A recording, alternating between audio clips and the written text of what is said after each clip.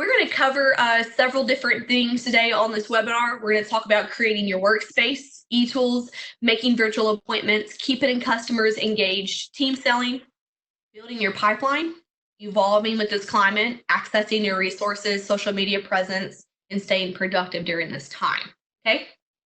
So let's go ahead and get started with just creating your workspace. So if you look behind me, you can kind of see that I have things staged, and I'm going to explore that a little bit further. So first of all, when you're creating your workspace at home, make sure you're setting up all the equipment that you typically use. So for example, I have 3 monitors that I'm used to using at my desk at ACDI, and I made sure to check out that equipment with our technical team and bring everything home as well. So if you are used to having different tools in your office and you're at home, it may really slow down how you're working at home. So make sure you bring all those things to your desk with you. Be comfortable and professional, but make sure you don't work in your pajamas. Okay, so I wear a lot of dressier kind of like cotton shirts and sweaters and stuff at this time because it's very comfortable to work in, but it also looks very professional, and that's going to be important because you always want to be camera ready. Okay, so we need to talk about working on video calls, which we're going to hit in the next couple of slides. But no, not working in your pajamas, getting up every single day, putting on your normal work attire, making sure that you look presentable. This also helps with a really great mindset, as well as set the stage for your workspace as well. And the next thing is staging your workspace. So I have actually converted a bedroom into a full office. There's actually a bed right here on the side of me that you can't see. Okay, but in front of me, I actually have a couple of lamps set up to make sure the lighting is good for my video calls. And then I have an area staged behind me just to look very professional and like I'm in a typical office setting for those video calls. Okay, so look around your house at things that you already have that you can stage behind you. Don't join video calls like sitting on your couch, like with the cameras like up here. That doesn't look professional or neat. You look like, a 60-year-old man like taking a selfie to post on social media. Always comes out weird. Make sure that you look really presentable and professional and you have a great background set up. And coffee, guys, I can't stress that enough. If you're a big coffee drinker, keep it going. Get up in the morning, get dressed, drink your coffee, start your day off right. So let's talk a little bit about ETools. I think at this point, everyone is in at least week 2, probably, of working remotely. So most of you probably have your ETools sorted out. Here at ACDI, we have always relied on ETools. We use WebEx and Uber Conference. So your company probably already has something set up. But if you don't, for some reason, I did do a little bit of research for you, and here are the top 10 video conferencing tools. I highly recommend Zoom. I think that's what I've seen everybody using if they don't already have something like WebEx in place. But keep in mind, if you have a Gmail account, then you have access to Hangouts as well. Google Hangouts, so that's a great chat and video conferencing tool. But make sure you have that tool available for your sales team, because we're going to talk about setting virtual appointments with those in the next slide. Chat tools are very important to have. You can chat directly with customers, but chat tools are especially important so you can have easy communication within your company. Okay, so since we're not able to just lean over to our coworkers and ask them questions or walk over to their departments, having a great way to chat them and keep constant communication throughout the day on different projects is going to be very important. Again, Google Hangouts is a great one if you have Gmail, but keep in mind that Skype is free as well, and that's also a great chatting tool as well as a video conferencing tool. So I would check out Zoom and Skype for sure if you don't already have video conferencing in place. And you also want to have a set way to continue to collaborate. So a lot like what I just said, you're not able to just have direct communication with your coworkers that are close to you any longer. So what I like to do is I like to create a Google Doc and then share it with my other team members. So if we are collaborating on a project, sharing ideas, sharing success stories, sharing ways we're adapting with today's climate, you can share this to everybody internally, and they can make comments and they can, have their own input, and you can work on those things together. It's a great collaboration tool. I've heard of a lot of people also using Dropbox, Microsoft Online, and of course your CRM system may have something like that already. I'm not as familiar with Think Free, but the internet says it's a really great tool and the internet's always right? So I put that on there as well. So making virtual appointments. So after you have your ETools figured out what you're going to use internally, what tools you're going to give your sales team, make sure that your sales team kind of test out those video conferencing tools. So maybe internally set up a webinar or a conference, practice turning on your cameras, practice checking your audio, get familiar with those settings. Go ahead and practice sharing content and videos to make sure all looks good, because nothing really puts a damper in those video calls than spending the first 15 minutes trying to figure it all out. Okay, so make sure you get very comfortable with those. Once you're comfortable with those, you're ready to go ahead and start trying to make virtual appointments with your customers. So the first thing that you want to do is you want to call your customer with a clear goal. I've had a lot of people reach out to me and talk about email campaigns, and that's fantastic if it's done well, and you can maybe generate some activity from that. But keep in mind that all of your customers are probably getting a lot of different emails right now. I would really recommend just reach out and call your customer, ask how they're doing, and set a clear goal for your meeting. Okay, make sure on that call you're setting the agenda and you're getting an agreement from the customer on what agenda you're going to have for that next call. Get an agreement on the things that you want to accomplish with them.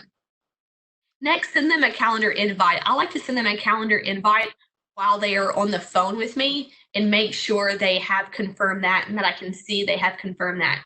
Keep in mind that everything is virtual now, so that customer forgets about the appointment. It's not like you can just walk into their office and they can say, oh yeah, we had the appointment, let's go sit down and talk. If it's not on their calendar, then they are not going to join that call, okay? So make sure that you have that invite accepted. Make it very simple for the customer to join the call or video conference. Let them know ahead of time if they need to download any kind of applications or if they need to add any extensions ahead of time. So maybe even have them try to sign in ahead of time or tell them to join the call 15 minutes early, just to make sure all that's worked out, not eating into your actual meeting time. Provide any material to the customer they need for that call ahead of time. So if you're talking about a new product or specs for certain things, or you're moving forward with a project, give them an outline or the details of whatever that call is ahead of time, send it to them in an email, give them PDFs on it, let them review the material. So you're not spending the call just reviewing the material, you're spending the call actually discussing it and moving forward with the next step. Be prepared. If you need anybody else from your side on that call, make sure they're on the call already, okay? So if you need a technical resource, if you need a sales manager, already have them on this call. You don't want to schedule another call to say the exact same things, but just have the right people on the call. If they are not the decision maker, or you need, buy-in from more than one individual on the customer's end, make sure all of those key people are on the call as well. You don't want to just keep rescheduling the same e-call over and over again. And check in with them the day before. So even if they have confirmed the appointments on the calendar invite, if it's been a couple of days since you talked to them, maybe you said that with them last week, call them the day before and get another verbal confirmation that they have reviewed the provided material, they are ready to jump on the call. Make sure we have everybody on the call we need, those types of things. Don't let them forget about it. Okay. So once we have this appointment set with them, keeping the customers engaged is going to be the next step we have to worry about. It's much different having these video calls than it is being in front of the customer, okay? So the first thing we want to do is make sure we have our camera on and make sure the customer has their camera on as well. All right, so for right now, for me, it really helps me just seeing Jeff, because I can kind of read some body language on what I'm saying. I kind of get a little bit of like verbal, or not verbal, but visual feedback on what I'm saying and doing. It's very hard just to speak into nothingness and get no feedback, and you're going to miss out on all of those nonverbal cues as well, right? So if you're talking about a product, you've kind of lost a customer, you might see them kind of like look around, like what is she talking about? Or you can see that they look confused and you can go back. So this really helps just keep communication very clear. It keeps it straight to the point, interactive, turn your camera on. Be human and be professional. I think we are all in the same boat right now. All of a sudden, we are all homeschool teachers. We are all working remotely. We're all worried about toilet paper. Okay, we're all worried about the same things. We're all in the same boat. So don't be afraid to be human during this time. They know that you're not in the office. They know that we're kind of making up things as we go right now, and that's okay because they are doing that too. So just about a year ago, I think I had my daughter with me at work, and I let her go upstairs while she was playing with some other kids of other employees at ACDI. And I actually had a remote training to do. So I sat down with my webinar, I turned my camera on, and I'm going through this whole in-depth paper cut training with the sales team. And all of a sudden I hear screaming. It's echoing all throughout ACDI. My daughter had just fallen down the stairs, and all of ACDI was hearing these screams. And I just stopped and I said, I'm sorry, that's my kid you hear screaming. I brought her to work. I'll be right back. Went and grabbed her, came back and sat down. I was back within like a minute. And, I said, hey, she's okay. We're going to keep going. And then the sales manager was laughing and telling me that he was actually working at home that day as well, because he had twins that were sick and he was home with them. So it kind of made the conversation even more personable. It wasn't maybe as professional to have a screaming kid getting hurt while on a call, but it made a personal connection. They probably won't forget that call either. So, don't be afraid to have that interaction. Stories sell. Just how I just engaged you guys in a story about working from home and still being professional and personable, stories sell. Try to stick with stories instead of really long PowerPoints, all right? So stick to agreed upon agenda. Maybe as you're going through that call, you think of other things that you want to cover with that customer. Either save that to the end of the call or set up a follow-up call to discuss those things. When you have your set agenda, you expect the customer to stick with that and not blindside you with other things. So do the same for them as well. Make sure that you're covering everything that you agreed to cover first before you go into something else. Be prepared, have all of the tools or examples or quotes, or whatever you need for this call ahead of time. What I personally do when I'm doing trainings or demos, I have tabs up on every possible thing that I may need to go into, whether it's training or if it's a demo example or a walkthrough video. On one of my screens, I have all of those things tabbed. So if I have a question, I need to go to that quickly. I'm not searching and getting into all these different things. I can just quickly share that tab or drag it over to my shared screen and walk them through what I need to have, okay? Or what I need to walk them through. Avoid death by PowerPoint. Guys, don't do exactly what I'm doing right now. Don't have a PowerPoint and go through all of these things bullet point by bullet point.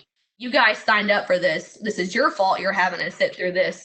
But for your customers, stick with telling stories and showing walkthrough videos, those types of things. Don't bore them to death, okay? And lastly, make it interactive. And you can do this, several different ways. One, just turn on your camera. That really helps. Two, ask questions as you go along. Get verbal confirmation that you are on track. They understand what's happening and that you're going in the right direction as you go from point to point.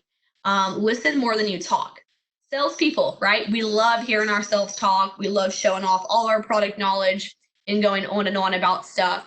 But it's especially easy to just steamroll through a conversation on a video conference call and not hear or see all of their objections or questions that they may have. So make sure that you are listening more than you talk on these video calls so the customer has everything they need answered.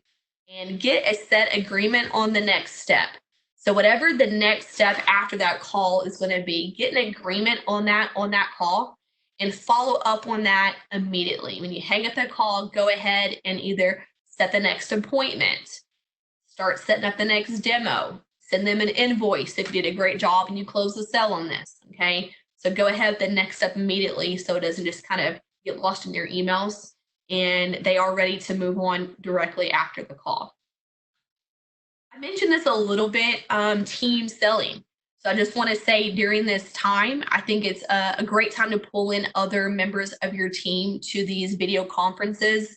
So make sure you reach out to a technical resource and pull them into a conference. Pull in your sales manager, your sales manager is not doing anything right now, have them join a call, put a face to the name, show your customers that you are happy they are still making appointments with you, that you're excited to see them, that you're bringing in the big guns because their business is very valuable, and it helps create those connections with customers. Okay, maybe pull in a new sales rep that doesn't have as much experience on the thing that you're going to be talking about during your call, and just let them sit in and hear objections, hear questions from the customer, hear how you answer them. So use this to bring more value to the customer with team selling, or you can even use team selling as a way to just do personal development within your own team. So let's talk about other ways to build our pipeline. The first obvious way to build the pipeline is to keep having customer appointments.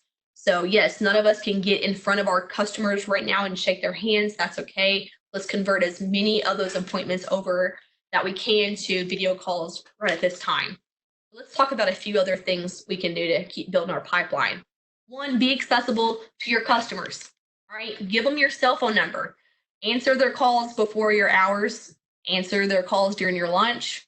Answer their calls that they call an hour after business hours. Keep in mind that we are all in the same boat right now. We are all dealing with our spouses being home, our kids being home, our work schedules all look a little bit different. So if they are taking the time out of their day to reach out to you, no matter what that time is, I would definitely take that call and make sure they understand that you value them and that you have time for them and that you're going to be flexible with them during this time too. Email campaigns do work if they are straight to the point and very specific. So don't be afraid to blast out an email campaign to your customers right now. Do not send them an email talking about all the steps that you guys are going through to deal with the coronavirus. Everyone is getting those. They get it. We're all washing our hands. We're all trying to be clean. That's not really bringing any extra value to them at this time, okay? So maybe find a specific product offering that you think would be helpful to a certain group of customers and tell them exactly what that product offering is. Maybe add a nice graphic, describe it in 2 and 3 sentences, and maybe ask for an appointment, okay? Keep in mind that if you send out a generic blast and you end it with, hey, reach out to me if you're interested in this, or reach out to me to schedule an appointment, you're probably not going to have anybody reach out to you in response. They're going to read it and they're going to move on to the next email. But if you can take the time to actually ask for specific meeting times on these emails for your customer, they will at least respond to you. So if you say, hey, here's this new product, here's 2 sentences describing it, can we have a meeting on this or a video conference on this Monday at 2 o'clock Central Time? They're at least going to come back and say, no, 2 o'clock isn't a good time, or at least, no, this isn't something we need right now. And you're at least generating a conversation, right?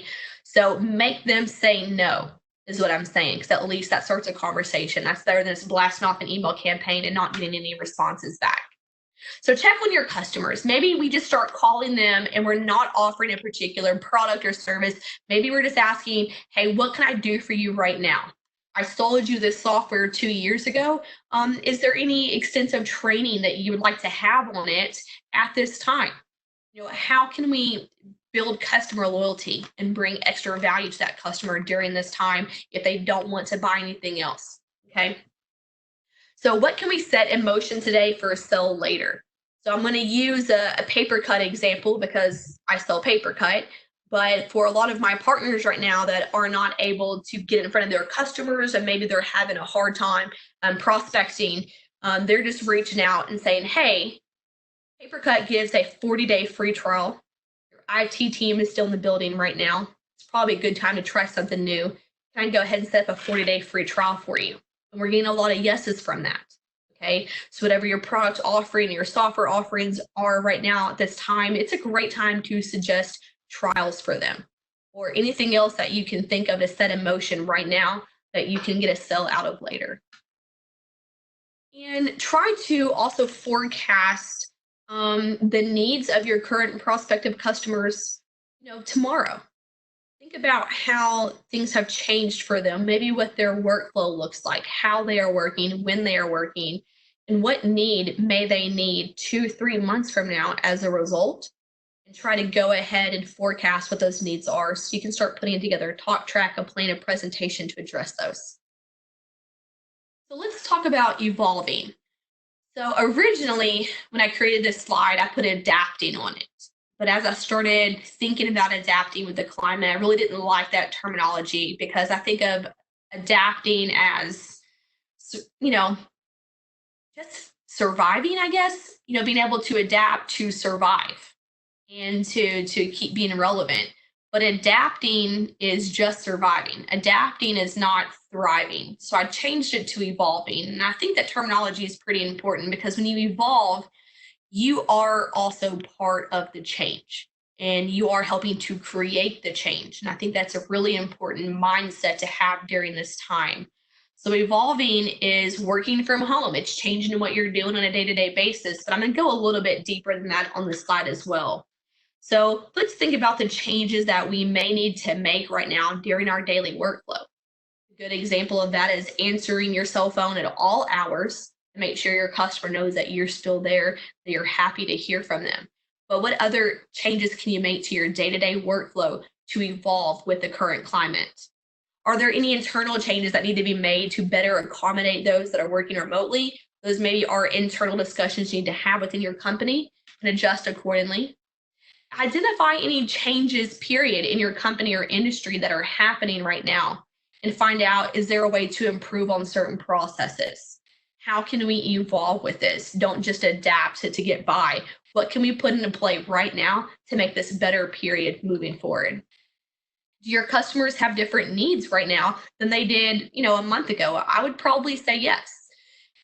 Look at your talk tracks that you currently have and adjust them to meet today's needs, not last month's needs. So when I do paper cut presentations or demos right now, I have almost completely changed my talk track. I look more at focusing on mobility prints, working remotely, cost savings, because those are big pain points for everybody right now across the board. So those are the things that I make sure I address right out of the gate. So I'm tweaking my own talk track here.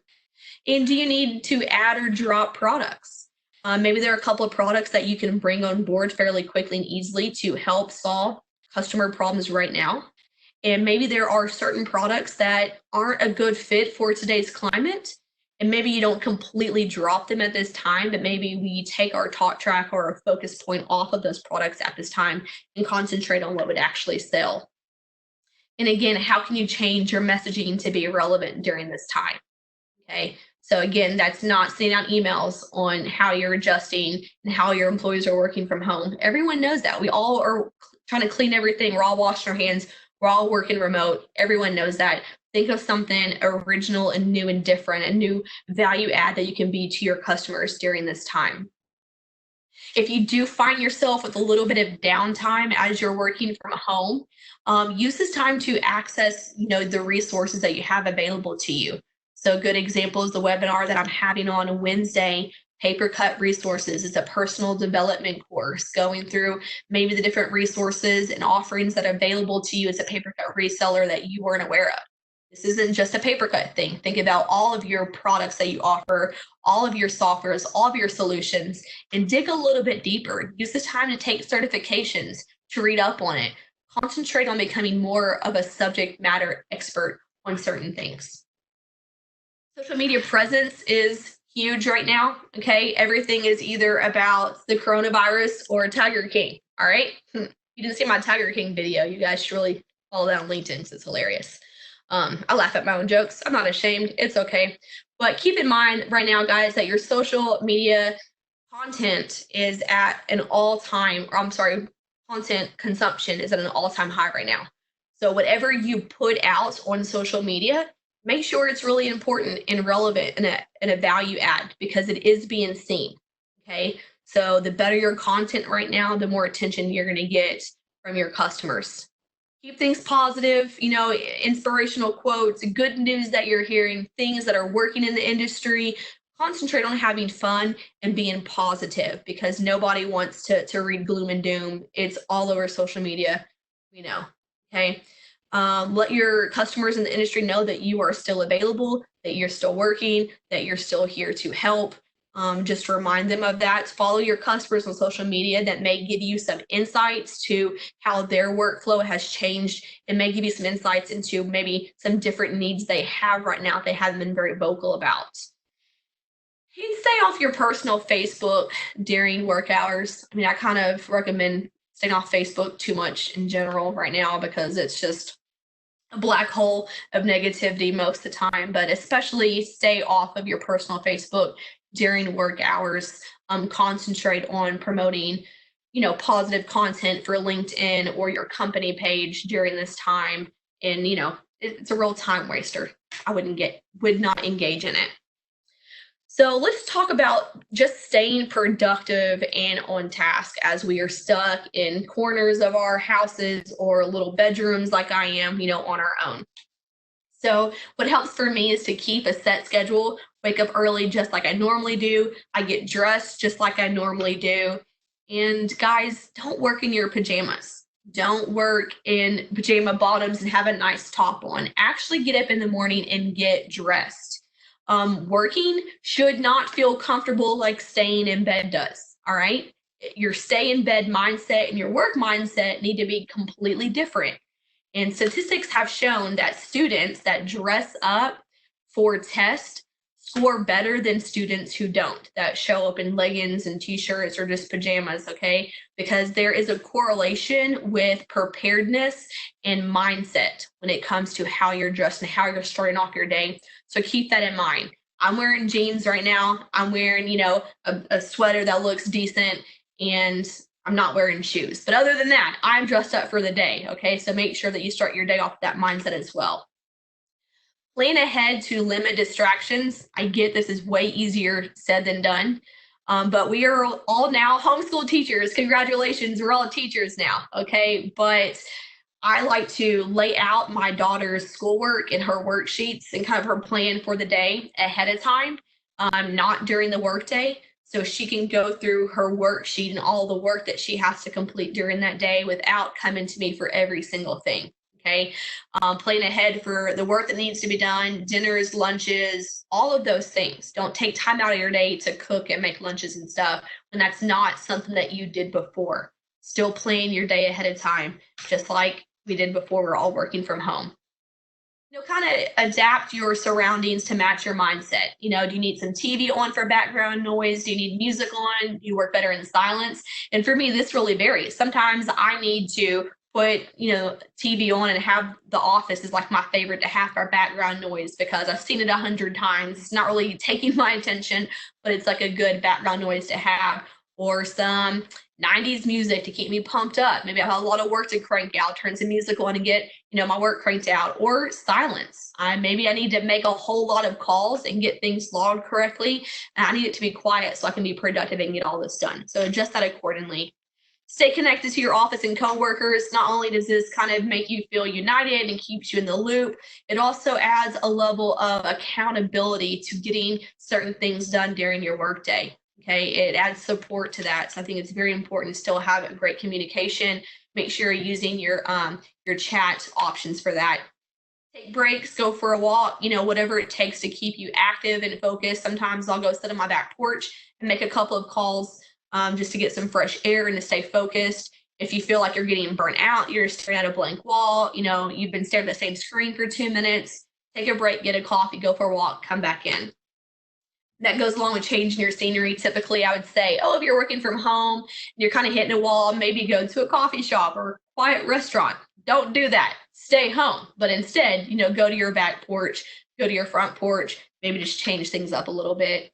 Exercise has personally really helped me. Instead of having a commute home after 5 o'clock, I now do hip hop workout exercises. I found out that I'm very out of shape and I can't dance, but it really helps me kind of release nervous or anxious energy that I may have had during the day, and it helps me be a little more relaxed and focused in the evening. So it's really helped me and my mindset. So I highly recommend finding a way to still exercise. Even if that wasn't part of your schedule before, try it instead of your commute. I found it to be pretty helpful.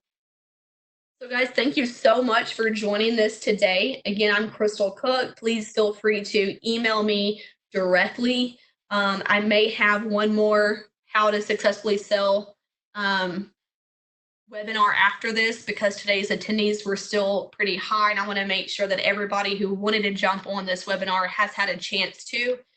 But if you want just the PowerPoint, if you want to share with your team internally, please reach out to me. I can send you over this PowerPoint or the link to register for the final one. I think we're going to stop at 4. And then also keep in mind, I had those other webinars that we talked about. If for some reason we haven't answered your chats or your messages so far, Jeff and I are going to hang on and we're going to do that. Again, you guys can't talk to us out loud, but you are able to send us chats. So we are here to answer those. Follow us on LinkedIn, send us emails directly. You guys, thank you so much for attending. We really have enjoyed it, and I hope you and your family are very well. Thank you.